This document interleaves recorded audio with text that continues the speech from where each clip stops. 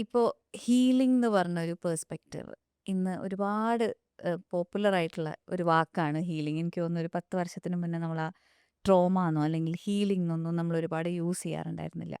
അപ്പോൾ ഗുരുജിയുടെ ഒരു പേഴ്സ്പെക്റ്റീവിൽ എന്താണ് ഹീലിംഗ്? എങ്ങനെയാണ് നമ്മൾ ഹീൽ ചെയ്യേണ്ടത്? ഹീലിംഗ് എന്ന വാക്കിൻ്റെ മലയാളം സത്യത്തിൽ എനിക്കറിയില്ല. ഉം, രോഗമുക്തി എന്ന് വേണമെങ്കിൽ പറയാം. പറയാം. ഉണക്കുക, പൊറിപ്പിക്കുക ആ. എന്നൊക്കെ വേണമെങ്കിൽ നമുക്ക് പറയാം. പക്ഷെ അല്ലാതെ ഒരു ആപ്റ്റ് വേർഡ് ഞാൻ അങ്ങനെ കണ്ടിട്ടില്ല. എന്തെങ്കിലും മനസ്സിൽ ഇല്ല, വരുന്നുണ്ടോ? എനിക്കൊന്നും അറിയില്ല. ഇത് നമ്മൾ ഈ പറഞ്ഞ പോലെ നമ്മൾ കുറേ യൂസ് ചെയ്യുന്ന ഒരു വാക്കുമാണ് പറയുന്നത്. മുറിവുണക്കുക ആ, അല്ലെങ്കിൽ ഒരു നാശത്തെ ഇല്ലായ്മ ചെയ്യുക, ആ, അത്രേ ഉദ്ദേശിക്കുന്നുള്ളൂ. അതുകൊണ്ട് പിന്നെ വെൽനെസ്, ഹീലിംഗ് ഇതൊക്കെ ഇപ്പോൾ ഈ ആധുനികമായിട്ട് വന്നതാണ്. അതെ. ഇംഗ്ലീഷിൽ പ്രോപ്പറായിട്ട് ക്യൂർ, യാ. അതേപോലെ സുഖപ്പെടുത്തുക. ഉം. പക്ഷേ അറിവുള്ള ഡോക്ടർമാർ പറയുന്നുണ്ട് ക്യൂർ റെയർലി എന്നാണ്. വല്ലപ്പോഴും കൂടിയൊക്കെ നമുക്ക് ഒരു രോഗത്തെ ബാഹ്യമായി Cure ചെയ്യാൻ. സുഖപ്പെടുത്താൻ പറ്റൂ. പക്ഷേ കംഫർട്ട് മോസ്റ്റ്ലി ഉം. നിങ്ങൾ ആ പിന്നെ രോഗിയെ കംഫർട്ടബിൾ ആക്കുക. ആ, അപ്പോൾ മാനേജ് ചെയ്യാനുള്ള അവസ്ഥ. അവൻ്റെ സ്വയം പ്രതിരോധ ശേഷി വളർത്താൻ സഹായിക്കുക. കൺസോൾ ഓൾവേസ് എന്നാണ്. എപ്പോഴും നിങ്ങളുടെ ആ നല്ല സന്തുഷ്ടാവസ്ഥയെ സ്നേഹത്തെ കൊടുത്ത് സമാശ്വസിപ്പിക്കുക. അങ്ങനെയെങ്കിൽ അവൻ്റെ പ്രതിരോധ ശേഷി എളുപ്പത്തിൽ പ്രവർത്തിച്ച് അവൻ രോഗമുക്തനായിക്കോളും പ്രകൃതിയാൽ. മരുന്നുകൾ എവിടെ പരാജയപ്പെടുന്നു അവിടെ നിന്നാണ് പിന്നെ ഇത്തരം അന്വേഷണങ്ങൾ തുടങ്ങുന്നത്.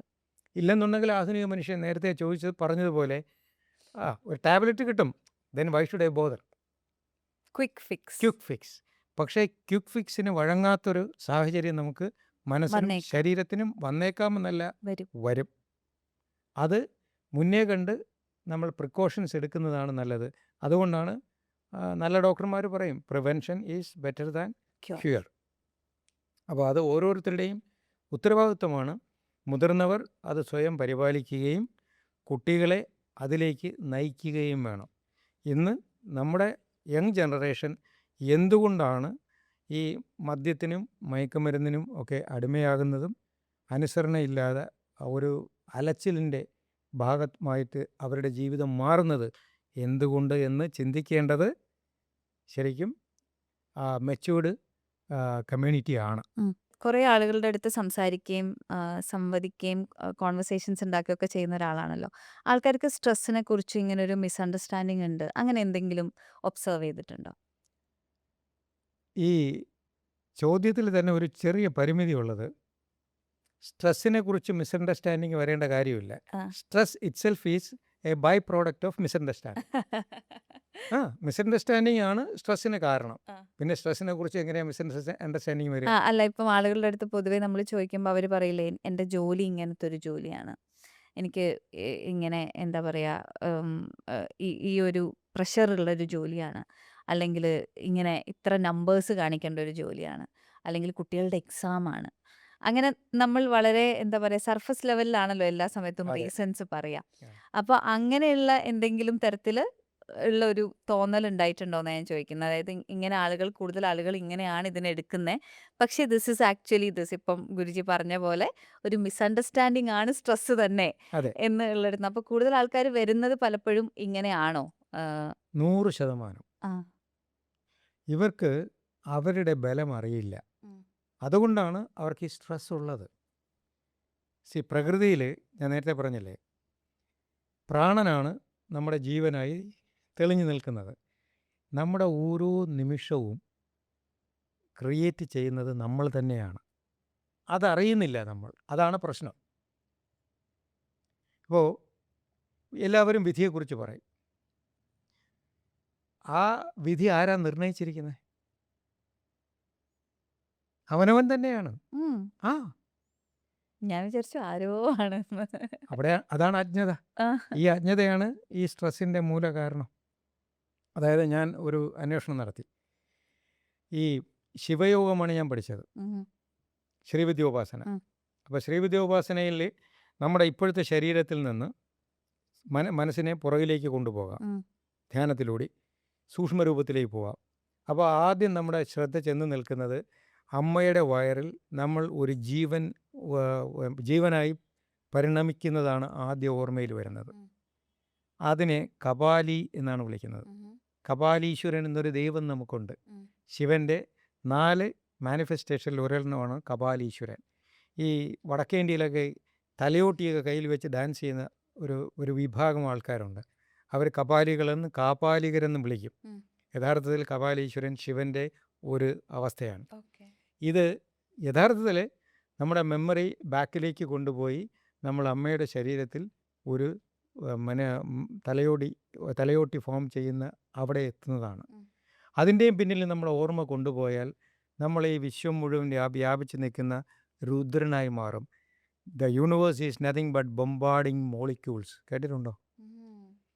നമ്മൾ വെറുതെ പരസ്പരം താടിച്ചുകൊണ്ടിരിക്കുന്ന തന്മാത്രകൾ, പാർട്ടിക്കിളുകളാണ്.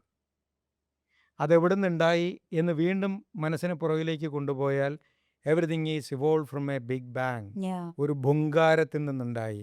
അവിടെ നിങ്ങൾ എത്തുമ്പോൾ നിങ്ങൾ ഭൈരവനായി. ഓം ഭുർ ഭുവ സ്വഹ തത്സവിതുർവരേണ്യം, സൂര്യഗായത്രി മന്ത്രം ഈ ബിഗ് ബാങ്ങിനെ കുറിച്ചാണ് പറയുന്നത്. പക്ഷെ അത് ആ ആഴത്തിൽ എത്തിയാൽ നമുക്ക് ഭൈരവാവസ്ഥ അനുഭവിക്കാൻ കഴിയൂ. ആ ഭൈരവാവസ്ഥയിൽ നിന്ന് വീണ്ടും മനസ്സിനെ പുറകിലേക്ക് കൊണ്ടുപോയാൽ അവിടെ നമ്മൾ മഹാദേവൻ എന്ന പാസീവ് എനർജിയെ അനുഭവിക്കും. ഇത് പുസ്തകത്തിൽ വായിച്ചപ്പോൾ ഞാൻ കരുതി ഇതൊരു എക്സാജറേഷനാണെന്ന്. But it is very much possible if you can meditate properly. ഈ മനസ്സിനെ നിങ്ങൾക്ക് പുറകിലേക്ക് കൊണ്ടുപോകാം. അപ്പോൾ ആ പാസീവ് എനർജിയിൽ നിന്ന് ഭൈരവനായും രുദ്രനായും കപാലിയായും ഇന്നത്തെ ഈ യോഗിശിവനായും ഇരിക്കുന്നത് ആരുടെ സൃഷ്ടി? എൻ്റെ സൃഷ്ടി. പക്ഷേ അമ്മയുടെ ദേഹത്ത് നിന്ന് നാം എംബലിക്കൽ കോഡ്, പൊക്കിൾക്കൊടി മുറിച്ചുകൊണ്ട് പ്രകൃതിയിലേക്ക് വരുമ്പോൾ ആ പൊക്കിൾക്കൊടി മുറിയുകയും നമ്മുടെ വിൻ പൈപ്പ് തുറക്കുകയും ചെയ്യുമ്പോൾ ഒരു വല്ലാത്ത വിളി വിളിക്കും ന്യൂ ബോൺ ബേബി. കേട്ടിട്ടുണ്ടോ? ആദ്യം ജനിക്കുന്ന കുട്ടി ചെയ്യുന്ന കാര്യം എന്താ? അവൻ അലറി വിളിക്കും. അവൻ കരഞ്ഞില്ലെങ്കിൽ ഡോക്ടർ തല എടുത്തിട്ട് തട്ടിയെടുത്ത് അവനെ കൊണ്ട് നിലവിളിപ്പിക്കും. എന്തുകൊണ്ടാണ്? ഇല്ലെങ്കിൽ ചത്തുപോകും. അന്തരീക്ഷവായു, സ്ഥൂലവായു മൂക്കിലുകൂടി ഇടിച്ചങ്ങ് അകത്ത് കയറുമ്പോഴേ ശ്വാസകോശം ഒന്ന് വികസിച്ച് പിന്നെ അങ്ങോട്ട് അടിക്കാൻ തുടങ്ങുള്ളൂ, ഹൃദയം ബീറ്റ് ചെയ്ത് തുടങ്ങും. ഇത് വിശ്വപ്രാണൻ ഉള്ളിലേക്ക് കയറുമ്പോൾ ഉണ്ടാകുന്ന വേദന മൃഗീയമായ വേദനയാണ്. അതാണ് ആ കുട്ടി നിലവിളിക്കുന്നത്. ഇതോടുകൂടി അവൻ്റെ അതുവരെയുള്ള ഓർമ്മ സബ് കോൺഷ്യസ് ലെവലിലേക്ക് മാറും. പിന്നെ അവൻ ഇന്ദ്രിയാത്മകമായി കാണുന്നു, കേൾക്കുന്നു, പുതിയൊരു ഡയമെൻഷനിലോട്ട് ട്രാപ്ഡായി പോകും. അവിടെയാണ് ഇവൻ ഇതുവരെ ചെയ്ത കാര്യങ്ങൾ മറന്നു പോണത്. ഇവിടെയാണ് നമ്മൾ ചിന്തിക്കേണ്ടത്. ഒരാൾ സ്ട്രെസ്ഡ് ആകുന്നത് ഇവൻ്റെ മെമ്മറി ഇവന് ലോസ് ആയതുകൊണ്ടാണ്. എപ്പോഴെങ്കിലും ധ്യാനത്തിലൂടെ ഇവൻ്റെ പഴയ മെമ്മറിക്ക് പോയാൽ ഇവൻ ചിരിക്കും. ഇതിനെയാണ് മൗനമന്ദഹാസം എന്ന് പറയുന്നത്. മൗനം എന്ന് പറഞ്ഞാൽ നിശബ്ദത. The moment you listen your silence, that is what is called മുനിത്വം. മൗനമായിരുന്ന് നിശബ്ദതയെ കേൾക്കുന്ന അവസ്ഥയാണ് മൗനി അഥവാ മുനി. അപ്പോൾ ഇത് മുനി കാട്ടിലിരിക്കേണ്ട ആളാണ്. എല്ലാ ദിവസവും 10 മിനിറ്റെങ്കിലും നാം നമ്മുടെ മൗനത്തിലേക്ക് ബോധപൂർവം മനസ്സിനെ നയിച്ചാൽ ഈ അവസ്ഥ നമുക്ക് ഓർമ്മയിൽ നിന്ന് തെളിച്ചെടുക്കാം. അങ്ങനെ തെളിച്ചെടുക്കുന്ന ഒരു വ്യക്തിക്ക് അവനവനെക്കുറിച്ചൊരറിവുണ്ടാകും. അവന് യാതൊരു വേവലാതിയും ജീവിതത്തെക്കുറിച്ചുണ്ടാവില്ല. അപ്പോൾ ഇപ്പോൾ നേരത്തെ പറഞ്ഞ പോലെ കുട്ടിയെക്കുറിച്ച് വേവലാതിപ്പെടുന്ന ഒരാളിന് ആ കുട്ടിയുടെ ഭാവി, ഭൂതം, വർത്തമാനം ഉള്ളിൽ നിന്ന് വാസനാപരമായി കണ്ടാൽ ഇവൻ്റെ ഭാവിയെക്കുറിച്ച് ഒരു ബോധറേഷനും ഇവനുണ്ടാവില്ല. കാരണം നാളെക്കുറിച്ച് ഉറപ്പുള്ള എത്ര പേര് നമ്മുടെ മുന്നിലുണ്ട്? ഇപ്പം നമ്മൾ സംസാരിക്കുന്നു, നാളെ നമ്മൾ 2 പേരും ജീവിച്ചിരിക്കും എന്നുള്ളതിന് ആർക്കെങ്കിലും ഉറപ്പുണ്ടോ? ഇല്ല. ഈ ഉറപ്പില്ലാത്ത കാര്യത്തിനാണ് നമ്മൾ ഈ വേവലാതിപ്പെടുന്നത്. ശരിയല്ലേ? ഇതെന്തുകൊണ്ടാണ്? അജ്ഞത. എന്തിനെക്കുറിച്ചുള്ള അജ്ഞത?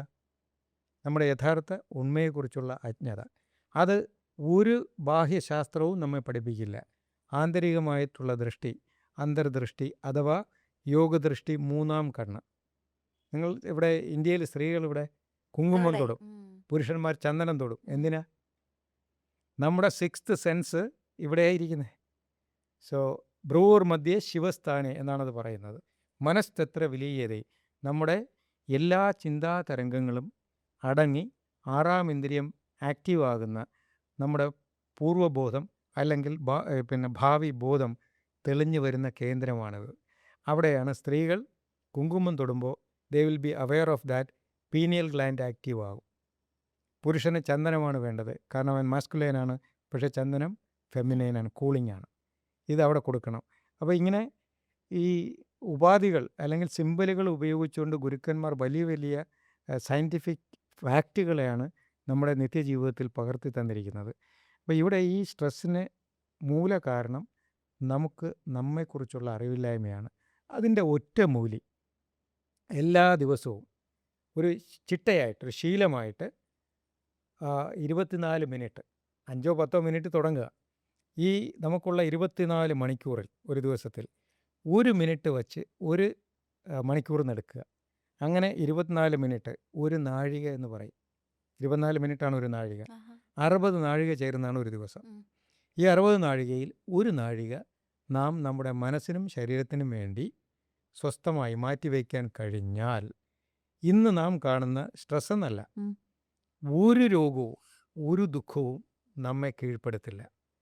പിന്നെ നമ്മളിന്ന് കാണുന്ന വലിയ സ്ട്രെസ്ഫുൾ ജോബ് എന്ന് പറയുന്നതൊക്കെ നമ്മുടെ അജ്ഞത കൊണ്ടാണ് സ്ട്രെസ്ഫുൾ ആകുന്നത്. നമ്മുടെ തലച്ചോറിൻ്റെ കപ്പാസിറ്റി ആൽബർട്ട് ഐൻസ്റ്റൈൻ പോലും 3% മറ്റേ ഉപയോഗിച്ചിട്ടുള്ളൂ. അപ്പോൾ എന്താണ് അതിൻ്റെ പൊട്ടൻഷ്യൽ? നമ്മൾ ആ പൊട്ടൻഷ്യലിൻ്റെ 1% ഒന്ന് എക്സ്പ്ലോർ ചെയ്ത് നോക്കിയേ. ഈ നിശബ്ദമായി ഇരിക്കുന്നതിലൂടെ നമുക്ക് ഈ ബ്രെയിൻ പൊട്ടൻഷ്യൽ കൂട്ടാൻ പറ്റും.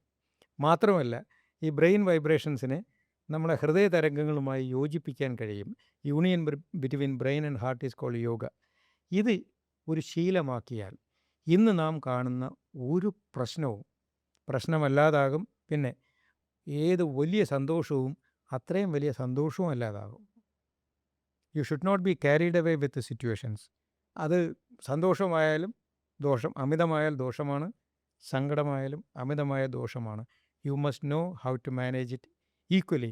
ഇങ്ങനെ സമമായി മാനേജ് ചെയ്യുന്ന, നിയന്ത്രിക്കുന്ന അവസ്ഥയാണ് സമ്യക് എന്ന് പറയുന്നത്. സമാധി, സമസ്ഥിതി, സമാധി. സമാധി എന്ന് കേൾക്കുമ്പോൾ ആൾക്കാരുടെ മനസ്സിൽ കണ്ണുമൊക്കെ ഇങ്ങനെ പിടിച്ച് വെറുതെ ഒന്നും ചെയ്യാതിരിക്കുന്ന അതല്ല.